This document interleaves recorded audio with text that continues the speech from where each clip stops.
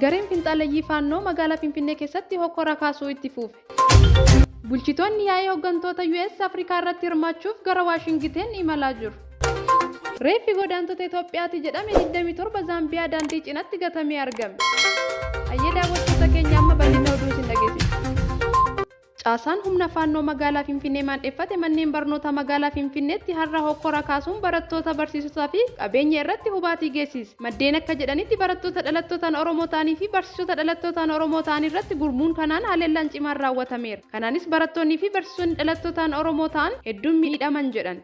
Qabeenya guddaanis manca'uu himan. Gurmuun hokkora manneen barnootaa kaasaa jiru kun manneen barnootaa keessaa fi alaa walitti qindaa'ee socho'aa jedhan warri ijaan argan. Isaan magaalichatti hokkora kaasuun dhalattoota Oromoo irratti miidhaa qaqqabsiisan kun tibbana irra deddeebiin waamicha hokkoraa taasisaa turuun ni yaadatama. Bulchitoonni yaa'ii hooggantoota US Afrikaa irratti hirmaachuuf gara Waashingiteen imalaa jiru. Yaa'iin hooggantoota US Afrikaa guyyaa kibxataa Ameerikaatti jalqabe guyyoota 3f gaggeeffama. Yaa'ii erga bara 2014 yeroo jalqabaatiif qophaa'e irratti hirmaachuuf hooggantoonni biyyoota Afrikaa gara Waashingiteen DC imalaa jiru. Yaa'ii pirezidaantii Ameerikaa Joo Baayiden dursan kanarratti biyyoota Afrikaa 54 keessaa 49tu hirmaata. Hooggantoonni biyyoota Maalii, Giinii, Suudaanii fi Burkina Faasoo hin affeeramne. Sababiin hin affeeramneef immoo fonqolcha mootummoota biyya isaanii irratti raawwatameen gamtaa Afrikaa irraa waan miseensummaa irraa haqamaniif. Ameerikaa waliin hariiroo gaarii kan hin qabne Eertiraanis akkasuma yaa'ii kanarratti hin affeeramne.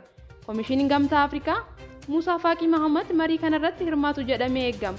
Yaa'iin guyyoota 3f taa'amu kibxata boruu kan eegalamu yoo ta'u, bulchiinsi Joo Baayiden ardii Afrikaa deeggaruuf kutannoo qaban kan itti agarsiisan jedhu warreen yaa'icha qopheessan. Hooggantoonni biyyoota Afrikaa yaa'ii kanarratti hirmaachuuf Ameerikaatti imalan wayitaa jiran kanatti Itoophiyaa bakka bu'amee namni hirmaatu hin baramne. Namoonni muraasni pirezidaantii Saalawarqi Zawudeetu hirmaata wayita jedhan kaan ammoo muummicha ministeeraa Abiyyi Ahmed ni hirmaatu jedhu. Warri yaa'icha qopheessanis ta'e mootummaan Itoophiyaa yaa'ii guyyoota 3f taa'amu kanarratti eenyu akka hirmaatu wanti ibsamee hin jiru. Yaa'ii kanarratti hooggantoota biyya Afrikaa malees hawaasa diyaaspooraa fi damee dhuunfaa irratti bobba'an yaa'ii kanarratti ni hirmaatu. Yaa'iin kun hariiroo garlamee biyyoota Afrikaa fi Ameerikaa gidduu jiru cimsa jedhamee abdatama. Yaa'ii kanarratti dhimma jijjiirama qilleensa baratamaa akka mari'atamu eegama. Yaa'iin kun hariiroo dinagdee gama hariiroo hundeessuun, eegumsa mirga namoomaa fi dimokiraasii cimsuun, nageenyaa fi tasgabbii eeguu fi wabii midhaan nyaataa of danda'u irratti gufuu jiruun furuu karoorfame ta'uu Joo Baayiden himaniiru.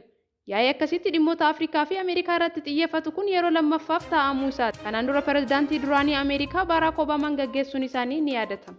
Reeffi godaantota Itoophiyaati jedhame 27 Zaambiyaa daandii cinaatti gatamee argame.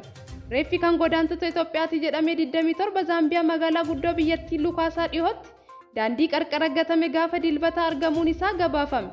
Reeffi naannawaa Nigewereeree jedhamu gama kaaba magaalaa guddoo Zaambiyaatti argamu daandii qarqaratti argame kun kan namoota biyyattii qaxxaamuruun darbaa turan ta'uu akka hin oolle yaadama. Dubbii himaan poolisii biyyattii Daanii Miwaale BBCtti akka himanitti godaantonni dhokatanii Zaambiyaa keessa qaxxaamuraa turan konkolaataa keessatti qilleensa dhabanii ukkaanfamanii du'uu akka hin oolle dubbateera. Dubbii himaan kun dabaluun akka ibsetti reeffa kanneen keessaa namni lubbuun hafe tokko argamu hafuura baafachuuf wayita carraaqu argamee gara hospitaala naannawa sanaa jiru geeffamuu isaa dubbateera. Zaambiyaan biyya kibba Afrikaa keessatti argamtu yoo taatu Itoophiyaa irraa dabalatee godaantonni biyyoota gaanfa Afrikaa irratti karaa seeraan alaa keessa qaxxaamuru. Jiraattonni Nigewereeree reeffa namoota kanaa dilbata barii akka argan himan. Poolisiin qorannoo reeffa kanneen irratti taasiseen namoota lubbuu isaanii darban keessaa garri caalaan godaantota Itoophiyaa irraa dhufan ta'uu ragaa isaaniirraa argatee mirkaneesseera.